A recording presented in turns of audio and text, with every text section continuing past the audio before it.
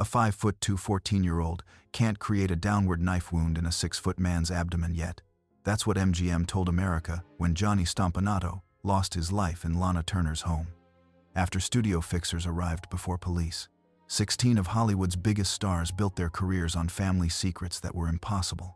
Daughters raised as sisters, children hidden from their famous fathers, and betrayals so profound some carried them to their graves. Lana Turner, the night her daughter acted to protect her. The coroner's inquest ruled it justifiable homicide, exactly as the studio had hoped. But the damage extended far beyond the legal outcome. Cheryl was sent to institutions for troubled youth, where she grappled with the psychological weight of what happened, justified or not.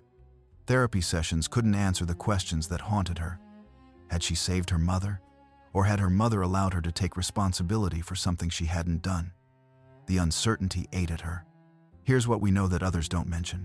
The knife entered at a downward angle consistent with someone taller than 14-year-old Cheryl. Stompanato was 6 feet tall. Cheryl was 5 feet 2 inches. The physics suggest an adult delivered that blow. But whether Cheryl truly believed she did it, or whether her mother convinced her to believe it to protect them both, that's the real tragedy. The relationship between mother and daughter never recovered from that night. A distance grew between them that no amount of time could bridge. Years later, in her 1988 memoir titled Detour, Cheryl revealed that one question had haunted her entire adult life. Did she genuinely act to save her mother? Or had she been manipulated into accepting blame to protect Lana's career?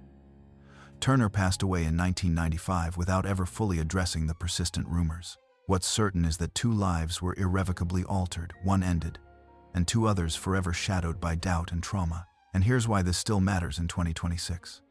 We're still seeing families navigate impossible choices when power imbalances and public image collide with private truth. Clara Bow, America's first it girl, and her horrific origins.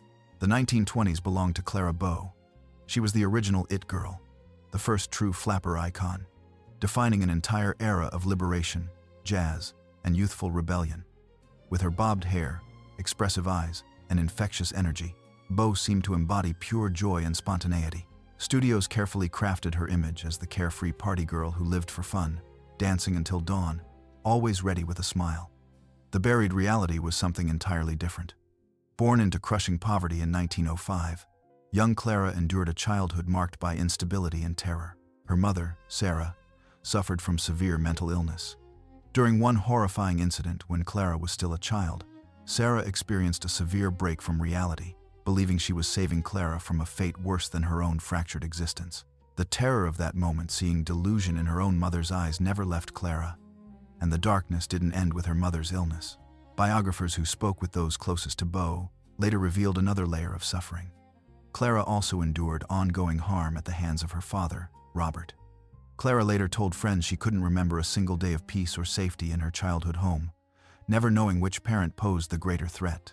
When Hollywood discovered her talent, studios immediately recognized they had a problem. Clara's authentic background contradicted everything they wanted the it girl to represent. They simply erased her past, creating a fictional backstory of working class but wholesome origins. Behind the scenes, the weight of this deception became unbearable. Bow battled severe anxiety and chronic insomnia. What we now recognize as post-traumatic stress from her childhood trauma made maintaining her carefree persona increasingly impossible. The gap between who she was expected to be and who she actually was, a profoundly wounded survivor, grew too wide to sustain. She retired from films at just 28 years old, walking away from fame at the height of her popularity because she simply couldn't pretend anymore. In her Nevada retirement, far from Hollywood's cameras and crowds, Clara found a different way to live with her pain. She quietly paid medical bills for struggling local families, covered school fees for children whose parents couldn't afford them, and sent anonymous donations to children's charities, always signed the same way, from a friend who understands. Clara Bow passed away in 1965, having spent her final decades in relative obscurity, finally able to live honestly after years of pretending her family history didn't exist. Today, we'd recognize Clara's struggle as the cost of masking trauma to meet public expectations, something countless people still face when their authentic story doesn't match their professional image. Cary Grant, the mother he was told was gone. Born Archie Leach in Bristol, England, in 1904, the boy who would become Cary Grant experienced what seemed like a normal childhood until he turned 9 years old. Then one day, without warning, his mother Elsie simply vanished. His father, Elias, told young Archie that his mother had gone away to a seaside resort for her health. Weeks passed with no word. Then his father's story changed. Elsie had passed away, Elias finally told his son. She was gone forever. Young Archie grieved for the mother he believed he'd lost, growing up with the profound emptiness of thinking himself motherless. He carried this grief into adolescence and young adulthood, eventually running away to America and reinventing himself as Cary Grant, the epitome of sophisticated masculinity. But the boy who'd lost his mother never truly healed. Then in 1935, when Grant was 31 years old and internationally famous, his father Elias passed away in England. Grant traveled home to settle the estate. That's when he discovered the truth. Hidden among his father's papers were asylum intake forms dated 1915, his mother's signature, shaky and uncertain. Below it, his father's handwriting, indefinite commitment, no visitors permitted. For 20 years, Elsie had been alive just 100 miles from where young Archie grew up, and his father had forbidden the asylum from ever contacting her son. Elsie May Leach had been institutionalized at the Bristol Lunatic Asylum since 1915, locked away for mental illness for over 2 decades, while her husband simply erased her from their lives. Grant immediately traveled to Bristol and reunited with the mother he'd believed was gone. What he found devastated him. Elsie had been abandoned by her husband, separated from her son during his entire childhood and remarkable rise to fame, with no visits, no letters, no connection to the child she'd borne. The cruelty of what his father had done, the casual erasure of her existence, struck Grant with overwhelming force. He immediately began supporting her financially and visited as regularly as his schedule permitted. She lived another 38 years, until 1973, and Grant ensured she received care and attention for every one of those years. But the damage his father's deception had caused couldn't be repaired. Grant never fully trusted relationships again. He married 5 times, and each marriage ultimately failed. Friends and wives alike noted a pattern: Grant was constantly waiting for abandonment, for the people he loved to simply disappear as his mother had seemed to. He was always searching for the mother figure he'd lost as a child, yet he could never allow anyone close enough to truly fill that void, because his foundational trust had been destroyed. In interviews later in life, Grant acknowledged that his relationship patterns stemmed directly from his childhood trauma. He understood it intellectually, but couldn't overcome it emotionally. The little boy who'd been told his mother was gone remained locked inside the sophisticated movie star, forever waiting for the next person to vanish. When Grant passed away in 1986, he'd spent 51 years trying to recover from a lie his father told when he was 9 years old. Some betrayals are too fundamental to overcome. And this is the hidden cost of family deception we still see today: how one lie, told to protect reputation or avoid inconvenience, can poison trust for generations. Katharine Hepburn, the brother's passing, she carried in silence. Katharine Hepburn was Hollywood's ultimate independent woman, 4-time Oscar winner, the actress who wore pants and defied convention, fierce and uncompromising. But her legendary toughness was forged in childhood trauma. In 1921, when Kate was 13 years old, she and her 15-year-old brother Tom were visiting a family friend's house in New York. Tom was her closest sibling, her companion and confidant. On the morning of April 3rd, young Kate went to wake Tom for breakfast. She found him hanging from a beam in the attic. For decades, Hepburn insisted it was a tragic accident, that Tom had been recreating a hanging scene from a play they'd seen. She told this story repeatedly, convincing herself and others. But evidence strongly suggested Tom had taken his own life, possibly struggling with depression that the family hadn't recognized or didn't know how to address in 1921. The Hepburn family, progressive in many ways but deeply private, closed ranks around the accident narrative. Young Kate was told never to speak of what really happened, to accept the official story. She complied, burying her grief and questions so deeply that she may have genuinely convinced herself of the accident version. The trauma of finding her brother, combined with the family's insistence on silence, created a wound that never healed. Hepburn's famous independence, her refusal to be vulnerable, her rejection of traditional femininity, all of it can be traced back to that April morning. She stopped celebrating her own birthday, instead observing Tom's birth date, November 8th, as her own for the rest of her life, as if she could somehow keep him alive by taking his identity. Friends noted she was fiercely loyal but emotionally guarded, allowing very few people to be truly close. Her relationship with Spencer Tracy was her most significant, lasting 26 years until his passing in 1967. But even Tracy reportedly said Kate had walls he could never fully breach. In her 1991 autobiography, Me, published when she was 84 years old, Hepburn finally began to acknowledge the questions about Tom's passing, admitting uncertainty about what really happened. But by then, everyone who might have known the truth was gone. She passed away in 2003 at age 96, having spent 82 years carrying the weight of that mourning, the brother she lost, and the questions she was never allowed to ask. Her famous strength was built on hidden grief, and her refusal to conform was partly rebellion against the silence her family had demanded. The birthday she celebrated for 82 years wasn't even her own. It belonged to the brother whose passing she could never fully process or understand. Clark Gable and Loretta Young, Hollywood's most explosive secret child. May 6, 1935. On the remote location filming of The Call of the Wild in Washington State, far from studio oversight, an intense affair began between Clark Gable, married, the biggest star in Hollywood, fresh off his Academy Award win, and Loretta Young, a 27-year-old devout Catholic with a pristine reputation as Hollywood's resident good girl. Young became pregnant. In 1935, Hollywood, where morality clauses gave studios complete control over stars' personal lives, this meant career destruction for both of them. Young devised an extraordinary plan that would require maintaining an elaborate fiction for 3 decades. She announced a sudden European vacation, claiming exhaustion. In reality, she went into hiding in a Venice, California home. On November 6, 1935, she gave birth to a daughter with distinctive prominent ears that would later make her parentage unmistakable. The baby was placed in an orphanage. Young remained in seclusion for 2 months. Then, in early 1936, Young made a very public announcement. She had decided to adopt. Fan magazines covered the story extensively, showcasing photos of the generous actress with her new adopted daughter, whom she named Judy. No one suspected the truth that Young had literally given birth to the child she was now claiming to have adopted. Clark Gable never publicly acknowledged Judy. Hollywood insiders whispered about the resemblance, the timing, the convenient adoption, but whispers remained just that.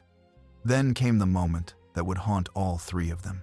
At a 1950 Hollywood party, 15-year-old Judy found herself face to face with Clark Gable for the first and only time. He stared at her for what felt like minutes, taking in the prominent ears that matched his own, the eyes, the unmistakable resemblance. "You look familiar," he finally said, his voice catching slightly. "Do I know your mother?" Judy's heart was pounding so hard she could barely breathe. "Loretta Young," she whispered. Gable's face went pale. His hand trembled as he reached out and touched her shoulder briefly, the only time he would ever touch his daughter, the only physical contact they would ever share. He opened his mouth as if to say something more, then seemed to think better of it. Without another word, he turned and walked away, disappearing into the crowd. Judy stood frozen, watching the father she would never know leave her life as quickly as he'd entered it. Judy grew up increasingly confused by her prominent ears, her features that looked nothing like Loretta Young. Other children at school whispered about her resemblance to Clark Gable, but Young maintained the fiction with iron determination, never wavering even within the family. At 23, Judy finally confronted her mother directly, demanding the truth. Young, after 31 years of lying to her own daughter, finally broke down and admitted it. The secret had tormented all 3 of them. Young lived in constant fear of exposure. Gable carried the guilt of having a daughter he could never acknowledge, knowing he'd chosen his career over her. And Judy spent her childhood wondering why she never felt like she truly belonged in her own family. In 1994, Judy published her autobiography, Uncommon Knowledge, finally revealing the full story. By then, Gable had been gone since 1960. Despite this profoundly painful beginning, Judy Lewis became a successful actress and producer. Later in life, she channeled her experience into advocacy, championing adoption rights and working to help other children caught in family secrets. Today, with DNA testing and social media making secrets nearly impossible to keep, we're watching this same story play out in real time, but at least modern families have tools to discover truth that Judy never had. If these untold stories are revealing the hidden pain behind Hollywood's perfect family portraits, please subscribe to Golden Age Files. We're uncovering the real family struggles behind the carefully constructed images, stories that deserve to be told with the dignity and respect they were denied during the studio era. New revelations every week. Jack Nicholson, When Your Sister Is Actually Your Mother. In 1974, Jack Nicholson was at the absolute peak of his career. Chinatown and 5 Easy Pieces had established him as Hollywood's new rebel icon. Then a Time magazine reporter arrived to conduct what should have been a routine profile piece. Instead, the reporter brought information that would shatter everything Nicholson thought he knew about his family and his origins. The stunning revelation: June, the woman Nicholson had always called his sister, was actually his biological mother. She had become pregnant at just 17 years old, a scandal that could have destroyed the entire family in Depression-era America. When situations like this carried a stigma so severe, it could lead to complete social ostracism. Ethel, the woman Nicholson had always known as his mother, was actually his grandmother. She had made the decision to raise Jack as her own son, with June playing the role of his older sister, protecting both June's reputation and giving Jack a more stable family structure. The deception was so complete that Nicholson never suspected anything was wrong. Both women carried the secret flawlessly, and both took it to their graves. June passed away from cancer in 1963, and Ethel followed in 1970. Just 4 years before the revelation. Nicholson learned the truth from a stranger, with no opportunity to ask either woman about it, to hear their explanations directly from them. What's remarkable about Nicholson's response is its maturity and apparent understanding. In interviews afterward, he acknowledged the revelation as dramatic but not devastating. "I'd say it was a pretty dramatic event, but it wasn't what I'd call traumatizing," he later explained. His measured reaction spoke volumes about his understanding of the impossible situation his family had faced in the 1930s. The era's brutal judgment meant June's alternative would have been exile from her family and her child being marked for life. But friends noticed changes Nicholson himself might not have acknowledged. He became obsessive about knowing people's real stories, digging into everyone's past as if searching for more hidden truths. He'd ask women he dated about their relationships with their mothers, probing for family secrets with an intensity that sometimes made them uncomfortable. The man who'd been deceived his whole life couldn't stop looking for deception everywhere else. Despite his reputation as Hollywood's ultimate bachelor and rebel, Nicholson went on to become a devoted father to his 6 children from various relationships. Friends consistently describe him as surprisingly tender and involved with his kids, a striking contrast to his public persona. Perhaps he was determined to give his children the clear, honest relationships he'd never had. In his later years, as his health declined and he withdrew from public life, those same children rallied around him with remarkable devotion, creating the stable family structure he'd never experienced as a child. This is the paradox of family secrets. They're often created to protect, but they end up becoming the thing that needs protection from. And we're still seeing this play out in 2025. Families choosing comfortable lies over uncomfortable truths, not realizing the truth always comes out eventually. Bobby Darin, the grandmother he called mother. In 1968, Bobby Darin stood at what seemed like the peak of his career at 32 years old. Splish, Splash, and Mac the Knife had made him first a teen idol and then a Vegas superstar. His marriage to America's sweetheart Sandra Dee had made them one of Hollywood's golden couples. But beneath the success lay a terrifying truth. Bobby Darin had suffered rheumatic fever as a child, leaving him with severe, irreparable damage to his cardiovascular system. Doctors had warned him from adolescence that he likely wouldn't live past 30 years old. This prognosis had driven his relentless work ethic, his desperate ambition, his need to accomplish everything immediately. Every day past 30 felt like borrowed time. Then Nina, his older sister, sat him down for a conversation that would shatter everything. What made this moment especially cruel? He was already confronting his mortality, already processing the fact that he'd beaten the odds, and now Nina was about to pull the foundation out from under him. She wasn't his sister at all. Nina was his biological mother. She had become pregnant at just 17 years old in 1936 in their working-class Bronx neighborhood. To avoid the scandal that would have destroyed their standing in the community and ruined Nina's future prospects, Nina's mother Polly claimed Bobby as her own child. Nina, just 18 years old when Bobby was born, took on the role of dutiful older sister, watching her own son grow up calling someone else mama. For 32 years, Bobby had lived believing Polly was his mother. He had idolized her, built his entire sense of identity around her values. Learning that she was actually his grandmother, that Nina was truly his mother, struck him like a physical blow. Every memory had to be reinterpreted. Every family interaction now meant something completely different. And he was discovering all of this while racing against a damaged heart that could stop at any moment. Friends who knew him before and after the revelation reported that he was never quite the same. The confident entertainer who'd seemed so certain began questioning everything. He made radical changes that reflected his search for authenticity. He abandoned his carefully cultivated Vegas persona, the tuxedos, the smooth crooner image. He grew a mustache, which might seem trivial but represented a visible break from his manufactured image.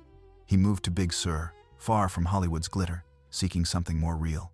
He began focusing on folk music and political causes, trying to find depth and purpose after a lifetime of what now felt like performance.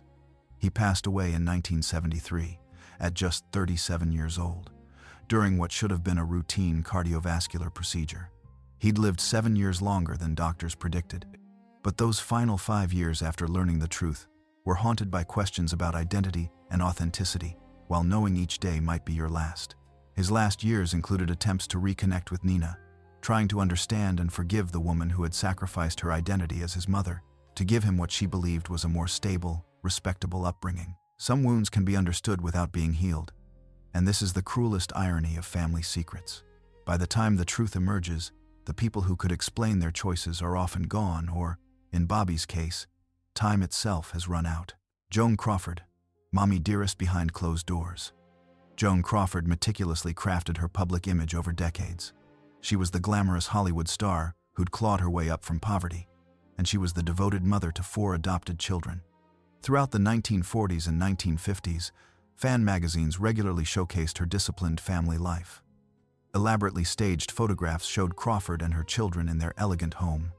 Articles bore titles like Joan Crawford's Rules for Raising Children, depicting structured routines and unwavering maternal devotion. Then in 1978, just 1 year after Crawford passed away at 69, her eldest adopted daughter, Christina, published a memoir titled Mommy Dearest. The book detonated like a bomb. Christina described Crawford as a tyrannical, alcoholic mother who subjected her to regular physical punishment, bizarre rituals designed to break her spirit, and psychological distress. The infamous no-wire hangers incident became shorthand for maternal obsession taken to abusive extremes. The book became a publishing sensation, and the 1981 film adaptation turned Mommy Dearest into a cultural phenomenon. But Crawford's story has a complexity that's often overlooked. Her younger adopted twin daughters, Kathy and Cindy, immediately and vehemently disputed every claim Christina made. They described a completely different mother, strict and demanding, certainly, but loving and supportive. Nothing remotely like the person Christina portrayed. The family split publicly and bitterly over whose version represented truth. The contradictions remain unresolved decades later. Crawford's extraordinary professional work ethic is documented beyond dispute. She arrived on set hours before her call time, knew every line perfectly, and stayed late to mentor younger actors. Off-screen, she personally answered hundreds of fan letters every week, paid medical bills for struggling actors, and helped young women find work in Hollywood. Her charitable work extended to numerous causes, all done quietly, without publicity. Yet her tragic flaw seemed to be a complete inability to separate her driven professional perfectionism from her role as a mother. In her career, her exacting standards created excellence. Applied to parenting, those same standards may have created an atmosphere of impossible expectations. Why the completely different accounts from her children? Christina and Christopher were adopted when Crawford was in her late 30s and early 40s, still building her career, desperate to prove herself as both star and mother. The twins arrived later, when Crawford was in her late 40s, when she'd achieved everything professionally and could finally approach motherhood differently. It's entirely possible both daughters are telling their truth because they literally experienced different versions of Joan Crawford at different stages of her life and career.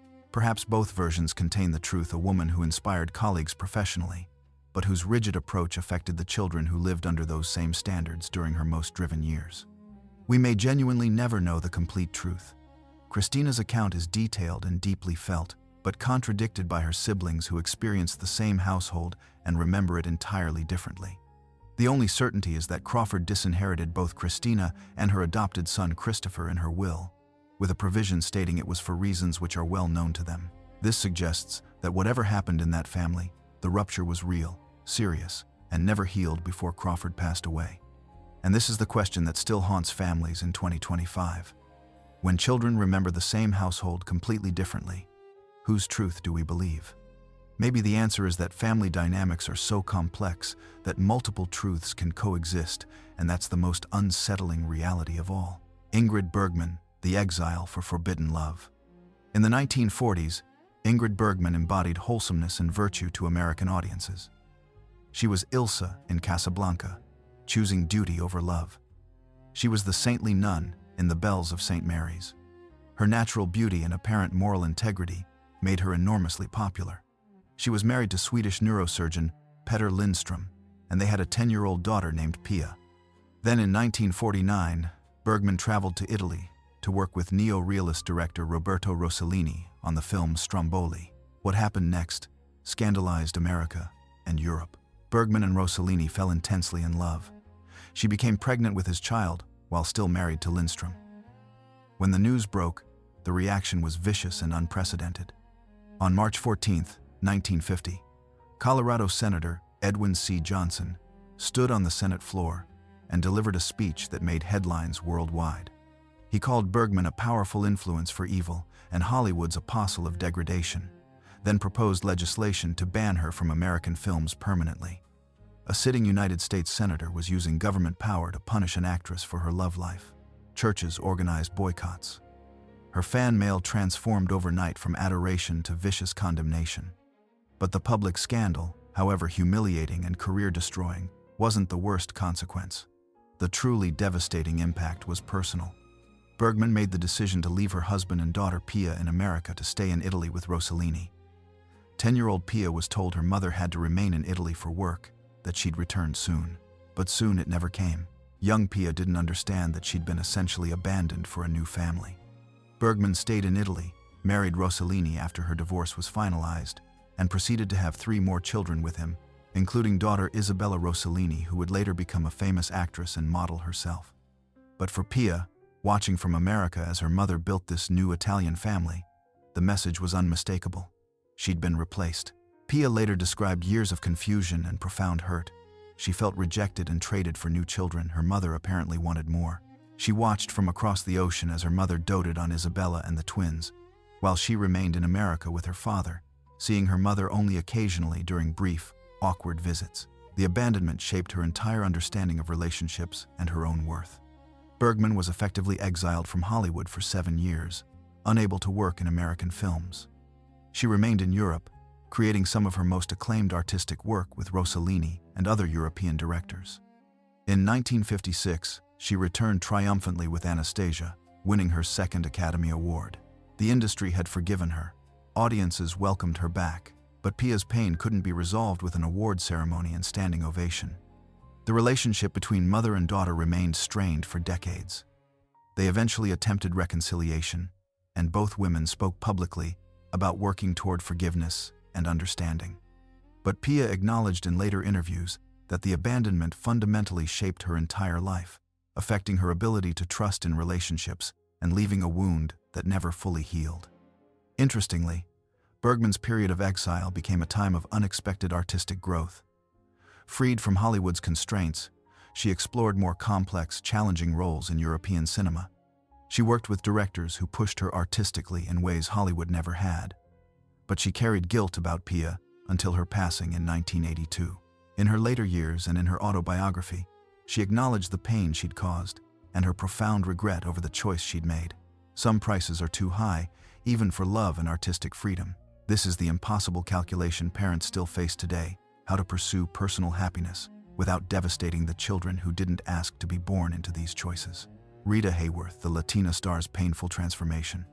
The woman the world knew as Rita Hayworth began life as Margarita Carmen Cancino, daughter of Spanish dancer Eduardo Cancino. When studio executives saw the talented young dancer, they recognized her potential but considered her appearance too ethnic for mainstream American stardom. The solution they devised was a complete identity transformation. Her naturally dark hair was dyed auburn through repeated chemical treatments. She underwent painful electrolysis treatments to raise her hairline. Her surname was changed to Hayworth, burying her Spanish heritage. Columbia Pictures successfully reinvented her as the all-American bombshell. But this public transformation masked a family secret far more devastating than ethnic erasure. From the age of 12, Eduardo Cancino had forced his daughter Margarita to become his dance partner. They were billed as the Dancing Cancinos, and young Margarita was made to perform in adult venues, casinos, nightclubs, and frontier towns throughout the Southwest, environments completely inappropriate for a child. The performances themselves were often suggestive, with costumes and choreography designed to appeal to adult male audiences. During these tours, according to what Hayworth later revealed in confidence to her second husband Orson Welles, she endured ongoing abuse at the hands of her own father. The touring continued year after year until she was discovered by Hollywood at 16, essentially rescued by her career from her own family. While audiences were enchanted by the sensual confidence Rita Hayworth displayed on screen, particularly in her iconic role in Gilda, she privately battled crippling insecurity, shame, and self-loathing. She engaged in a destructive pattern of relationships with men, seemingly searching for protection she'd never received, but sabotaging each relationship before true intimacy could develop. Her famous lament captured her inner turmoil perfectly. "They go to bed with Gilda and wake up with me." She felt like a fraud, unable to reconcile the goddess image projected on screen with the wounded girl she felt herself to be inside. Then came the cruelest irony. In her 60s, Hayworth began showing signs of what would be diagnosed as early-onset Alzheimer's disease. For years, her symptoms were misdiagnosed as personal failings rather than neurological disease. As the illness progressed and language began leaving her, witnesses noted something remarkable and heartbreaking. She began speaking Spanish again, the language of Margarita Carmen Cancino, the language that had been systematically erased from Rita Hayworth's professional identity. Her caretakers, who'd only known Rita, heard her murmur in Spanish during her final years, singing fragments of songs her father had taught her before everything went wrong. The real Margarita was finally breaking through the carefully constructed Rita Hayworth facade, just as both identities were being taken from her by disease. It was as if the girl who'd been forced to perform was finally free to be herself again, even as she lost everything else. She passed away in 1987 at 68 years old, having lived most of her life as someone else, never able to escape the transformation that buried both her heritage and her trauma under a manufactured American identity. And this is what makes her story so relevant to 2025. We're still watching people, especially women and minorities, being told to erase essential parts of themselves to succeed, and we're still seeing the psychological cost of that erasure decades later. We're approaching the final stories in this journey through Hollywood's hidden family pain. Which of these revelations has affected you most deeply? And what aspect of Golden Age Hollywood families should we explore next? Stage parents who pushed too hard, siblings who competed destructively, or the children of stars who struggled with their parents' legacies? Share your thoughts in the comments below. Gary Cooper and Patricia Neal, the loss that haunted them both. In the late 1940s, Gary Cooper embodied American masculinity. Tall, stoic, laconic. He was the ultimate Western hero. He was married to socialite Veronica "Rocky" Cooper, and they had a young daughter together. His image was that of the faithful husband and devoted family man. Patricia Neal was a rising star, 25 years his junior, a talented actress with intelligence and ambition. When they met while filming The Fountainhead in 1949, a passionate affair began that would alter both their lives irrevocably. In 1950, Neal became pregnant with Cooper's child. For both of them, this development was catastrophic. Cooper's wholesome image couldn't survive a public adultery scandal. Neal's promising career would be instantly destroyed. In 1950, there was no path forward that preserved both the pregnancy and their careers. Under intense pressure from Cooper and facing the brutal reality of what this would mean for her future, Neal made an agonizing decision. She agreed to end the pregnancy, but in 1950, this meant a secret procedure conducted outside proper medical facilities, with all the dangers that entailed. The emotional aftermath devastated both of them. Neal suffered severe depression following the procedure. She was haunted by what she'd done, by the child who would never exist because she'd chosen her career and Cooper's reputation. Cooper, a devout Catholic, was filled with guilt over what he'd pressured Neal to do, violating everything his religious upbringing had taught him. Cooper's wife Rocky discovered the affair during this period. She confronted Neal directly, and according to Neal's later accounts, Rocky threatened to use her considerable social connections to destroy Neal's career completely if the relationship continued. The pressure from all sides became unbearable. Cooper eventually ended the affair and recommitted to his marriage, even undergoing a formal religious recommitment to Catholicism in an attempt to atone. Neal, heartbroken and traumatized, temporarily left Hollywood for Broadway, trying to escape the painful memories. The consequences of that decision extended beyond their ended relationship. Neal later came to believe that complications from the procedure may have contributed to her difficulty carrying subsequent pregnancies to term during her marriage to writer Roald Dahl. She experienced several devastating losses, each one bringing back memories of the first loss that had been her choice. Cooper passed away from cancer in 1961, having never publicly acknowledged the affair. Only decades later, in the 1980s, long after Cooper's passing, did Neal begin speaking openly about their relationship. In interviews and in her autobiography, As I Am, she wrote that she had loved Cooper completely and that ending their relationship, compounded by the loss of their child, was like cutting out a piece of her heart. The secret of what they'd done together united them in grief but ultimately destroyed them both, leaving wounds that never fully healed. And this is the tragedy that transcends eras. When career and love collide with impossible choices, someone always pays the price, and that price is usually paid in guilt and grief for the rest of their lives. Patty Duke, the son, with 3 possible fathers. In 1970, 23-year-old Patty Duke should have been on top of the world. She'd won an Academy Award for The Miracle Worker.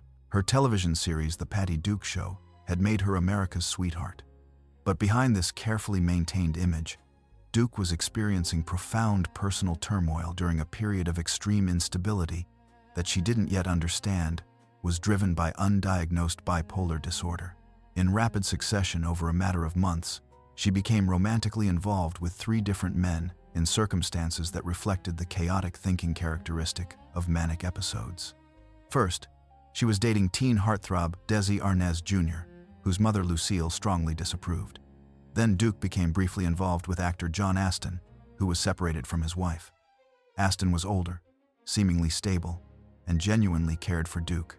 In the midst of this turbulent period, Duke impulsively married Michael Tell, a virtual stranger, a music promoter who happened to be subletting her apartment during what she later described as a manic episode when her judgment was severely impaired. The marriage lasted exactly 13 days before being dissolved, but the timing of these overlapping relationships coincided with Duke's pregnancy. When her son Sean was born in February 1971, Duke publicly identified John Astin as the father. Astin, demonstrating remarkable character, divorced his wife, married Duke, and embraced Sean as his own son. For years, young Sean believed without question that John Astin was his biological father. Then, during Sean's teenage years, Duke told him something that shattered his entire sense of identity.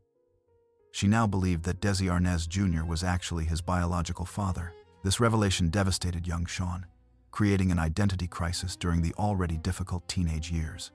Finally, years later, DNA testing technology provided a definitive answer. Michael Tell, the man Duke had been married to for less than 2 weeks during her manic episode, was Sean's biological father. But here's where this story becomes about family, rather than merely biology. When DNA confirmed Michael Tell was his biological father, reporters asked Sean Astin, by then famous for The Lord of the Rings, how he felt. His answer became famous and brought his adoptive father to tears. "Biology is important," Sean said, "but it's not as important as the man who shows up." John Astin showed up. Every school play, every baseball game, every time I needed him. That's my father. The DNA test didn't change anything except a medical record. Regardless of what DNA tests revealed, John Astin was and would always be his real father, the man who had loved him, raised him, been present for every important moment, and never wavered in his commitment even when biology was uncertain. Duke's later years brought redemption and purpose from this chaos.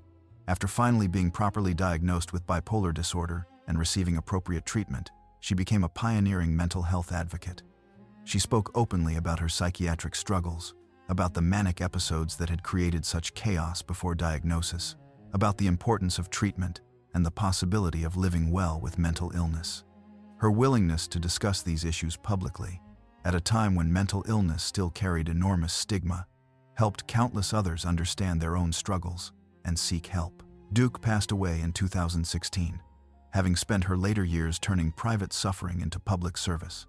Her son Sean's wisdom that love and presence define fatherhood more than genetics stands as a beautiful testament to the family they created despite the chaos of his birth.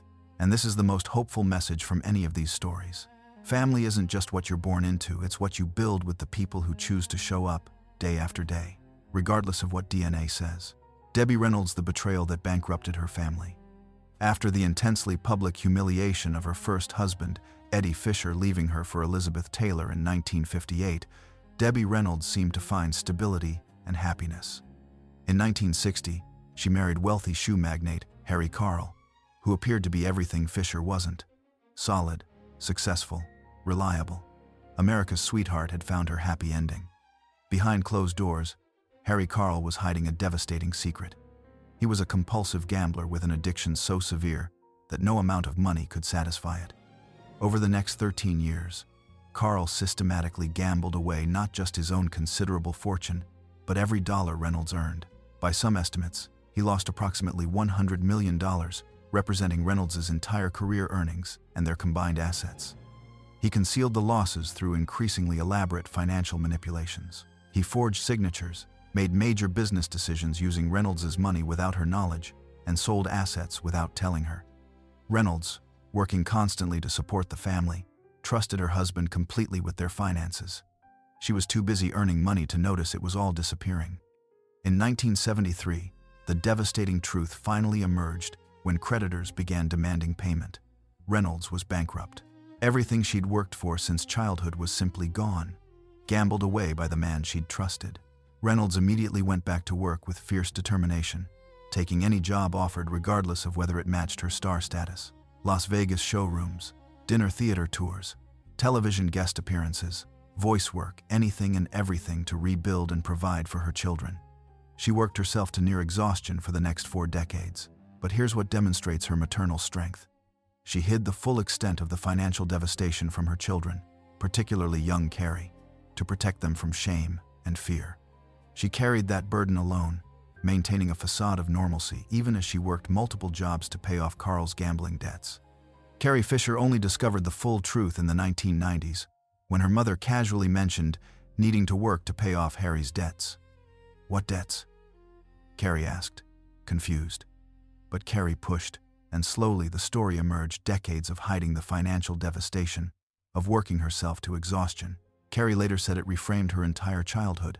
Every time her mother was too busy to attend a school event, every time she seemed distracted or tired, she'd been working multiple jobs to clean up Harry Carle's mess while pretending everything was fine. Reynolds and Carle divorced in 1973. He passed away in 1982, but the financial damage he'd inflicted lasted for the rest of Reynolds' life. She continued performing well into her 80s, partly because she genuinely loved her work, but also out of necessity. Reynolds passed away in 2016, just 1 day after her daughter Cary's sudden and shocking passing, a timing so poignant it seemed her broken heart couldn't sustain the loss. She'd worked almost until the very end, still trying to secure her family's future, still compensating for the betrayal she'd endured decades earlier. And this is the hidden cost of protecting your children from the painful truth.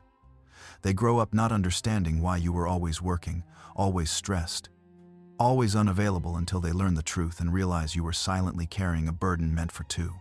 Sometimes honesty, however painful, is kinder than protection. Bing Crosby, America's crooner, and the children who feared him. Bing Crosby in the 1940s and 50s was America's crooner, the warm voice on the radio, the beloved father figure in films. His Oscar-winning performance as Father O'Malley in Going My Way defined an entire generation's image of compassionate guidance. His Christmas specials featuring his family became an annual tradition, presenting an image of wholesome togetherness that millions of Americans aspired to achieve. He seemed to be exactly what he portrayed on screen, the perfect father. Then in 1983, 5 years after Crosby passed away, his son Gary published a memoir called Going My Own Way. The book shattered the carefully constructed image with allegations that shocked America. Gary described a childhood marked by harsh, often physical discipline. He revealed weekly weigh-ins where the boys were required to maintain specific weights, with consequences for any deviation. He described rigid rules enforced without warmth, and a father who showed little emotional connection to his sons. Gary's brothers, Philip and Dennis, both confirmed substantial parts of his account. describing an atmosphere of fear and strict control, where mistakes brought harsh consequences and approval seemed impossible to earn. A third brother, Lindsay, struggled with depression and substance challenges for years before taking his own life in 1989, leaving questions about whether the harsh childhood had contributed to his lifelong struggles. But here's where Crosby's story becomes more complicated. Crosby's second wife, Katharine Grant, and their 3 children, Harry, Mary Frances, and Nathaniel, immediately and forcefully denied the allegations. They described a completely different father: warm, involved, affectionate. He attended their school events, offered encouragement and praise, and demonstrated the kind of engaged, loving fatherhood that Gary described never experiencing. What did the changed Bing Crosby look like with his second family? He attended every one of Harry's baseball games, sitting in the bleachers with other dads, cheering and keeping score. He helped Mary Frances with homework, patiently explaining problems. He took Nathaniel fishing on weekends, something he'd never done with his first 4 sons, spending hours teaching him to cast and talking about life. Same man, completely different approach to fatherhood. The disturbing truth that emerges is that both versions may be accurate. With his first 4 sons, born during the early years of his career when he was driven and perhaps overwhelmed by sudden fame, Crosby appears to have been the harsh, emotionally distant disciplinarian his sons described. He treated his children the way he treated himself, with rigid expectations, no room for weakness. But with his second family, born when Crosby was older, more financially secure, and perhaps mellowed by age and experience, he became a different father. He'd learned, grown, changed. The transformation wasn't fiction, it was real.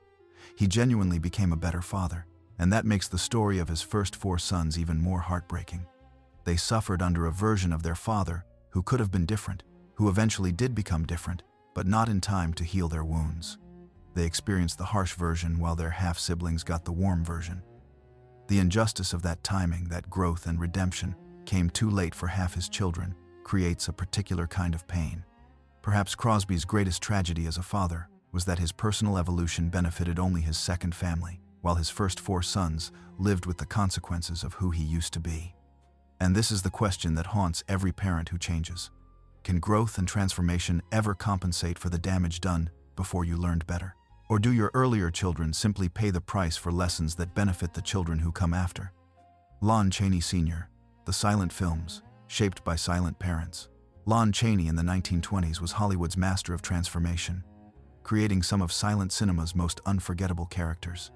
His portrayal of the distressed Eric in The Phantom of the Opera and the tragic Quasimodo in The Hunchback of Notre Dame demonstrated an almost supernatural ability to communicate profound emotion through facial expression and physical presence alone. In an era before synchronized sound, when actors had to convey everything through visual performance, Chaney stood completely alone in his mastery. Critics called him a genius of non-verbal storytelling, speculating about where this extraordinary gift originated. Chaney never told them. The answer lay in his childhood in Colorado Springs, though Chaney actively concealed it from the press throughout his career. Born in 1883 to Frank and Emma Chaney, young Lon grew up in a household fundamentally different from those of his peers. Both of his parents were deaf. From his earliest memories, sign language was the primary means of communication in his home. While other children learned to express themselves through words and vocal tones, Lon learned to communicate through gestures, through subtle facial movements, through body language and physical presence. He became his parents' interpreter and their bridge to the hearing world, a role that required extraordinary attention to visual communication. He had to learn to read emotions from the smallest facial movements, to convey complex ideas without relying on sound, to understand that communication transcends spoken language. In the early 1900s, deaf individuals faced not just practical challenges, but also widespread ignorance and sometimes cruel mockery from a society that didn't understand their needs. Chaney witnessed his parents navigating this prejudiced world with dignity and intelligence. He saw them face dismissive attitudes from hearing people who assumed deafness meant intellectual limitation. And he fiercely protected them from potential exploitation or humiliation that could come from Hollywood publicity. Throughout his career, even after becoming one of the industry's biggest stars, Chaney never mentioned his parents' deafness in interviews. He actively deflected questions about his background. His first wife reportedly didn't know his parents were deaf until she actually met them. He kept this fundamental aspect of his identity completely private. Even after achieving enormous fame and wealth, Chaney regularly sent money home to support his parents and visited as frequently as his filming schedule permitted. When his father Frank passed away in 1917 while Chaney was filming The Hellhound of Alaska, his grief was so overwhelming that he could barely function on set. Cast and crew members described him as nearly unable to complete the picture, so consumed by sorrow that he could hardly focus. Chaney once revealed in a rare moment of candor that his greatest fear wasn't the elaborate makeup transformations he endured, the painful prosthetics, the uncomfortable costumes. His greatest fear was that his success might somehow bring embarrassment to his parents, that reporters might seek them out and treat them with the kind of pity or mockery he'd seen deaf people endure throughout his childhood. He kept their deafness secret not from shame about who they were. He loved and admired them deeply, but from protective devotion. He wanted to shield them from a world that might not treat them with the dignity they deserved. It was the most beautiful kind of secret Hollywood ever kept, one born not from scandal, but from a son's fierce love. His parents profoundly influenced his art in ways that went beyond technical skill. Notice the pattern in every Chaney character. They're outcasts, judged on appearance, but underneath they possess full humanity that society refuses to see. The Phantom wasn't simply frightening, he was lonely, desperate for connection. Quasimodo wasn't monstrous, he was kind, capable of profound love. Chaney wasn't just playing characters. He was showing audiences what he'd learned from his parents, that those that society dismisses as different are often the ones with the deepest capacity for love and loyalty. Every role was a love letter to Frank and Emma Chaney, a defense of the dignity of people the world too often overlooked. Chaney passed away in 1930 from throat cancer, and with him went countless stories about his parents that he'd never shared publicly. But his films remain, showing his extraordinary gift for communication beyond words, a gift rooted in the most fundamental human bonds of family and love. And this is why Lon Chaney's story is different from all the others we've shared today. His secret wasn't about shame or scandal or survival. It was about protection born from pure love. In an industry built on exposure and publicity, he chose privacy to honor the two people who mattered most. These 16 family stories represent just a fraction of the secrets hidden behind Hollywood's golden facade. For every family revelation that eventually came to light through memoirs, DNA tests, or confessions, countless others likely remained buried forever. The toll of maintaining these family deceptions was enormous. Many of these beloved stars lived with constant anxiety about exposure. Some turned to substances to cope with the strain. Others suffered from depression and profound isolation, unable to share their true family histories with a world that demanded perfection. The impact was perhaps most devastating for the children involved in these family secrets. Imagine growing up like Judy Lewis, seeing your own features in Clark Gable's face but being told it was coincidence. Or like Cheryl Crane, carrying the weight of what happened and living with whispers. Or like Pia Lindstrom, watching your mother build a new Italian family while you remained in America, feeling replaced. Or like Jack Nicholson and Bobby Darin, building your identity on family structures that turned out to be elaborate fictions. Yet remarkably, many of these stars and their families demonstrated incredible resilience. Judy Lewis became a powerful advocate for adoption rights. Patty Duke became a pioneering voice for mental health awareness. Debbie Reynolds worked tirelessly to provide for her children despite betrayal. Even when secrets caused tremendous pain, many found ways to transform that suffering into purpose, helping others navigate similar family struggles. The stars of Hollywood's golden age shine no less brightly for having been revealed as members of complicated, troubled, very human families. If anything, knowing the family struggles behind those glamorous images makes their professional achievements even more remarkable. They weren't just actors playing roles, they were people carrying family burdens that would have crushed many of us, yet they still created art that endures. If this journey through Hollywood's hidden family histories has given you a deeper understanding of the real people behind the Golden Age's perfect images, please like this video and share it with fellow classic film lovers. These family stories deserve to be told with the dignity and honesty they were denied during the studio era. Your support helps us continue uncovering the complex truth behind Hollywood's most cherished families. Until next time, this is Golden Age Files, celebrating the full, complicated truth of the families who lived behind Hollywood's golden dreams. These weren't just perfect portraits in fan magazines or idealized images on screen. They were real families with real struggles, real secrets, and real love that persisted despite everything. Behind the glamour and the fame, behind the carefully controlled publicity, were human beings trying to protect themselves and their families the best way they knew how, in an era that offered them few good choices.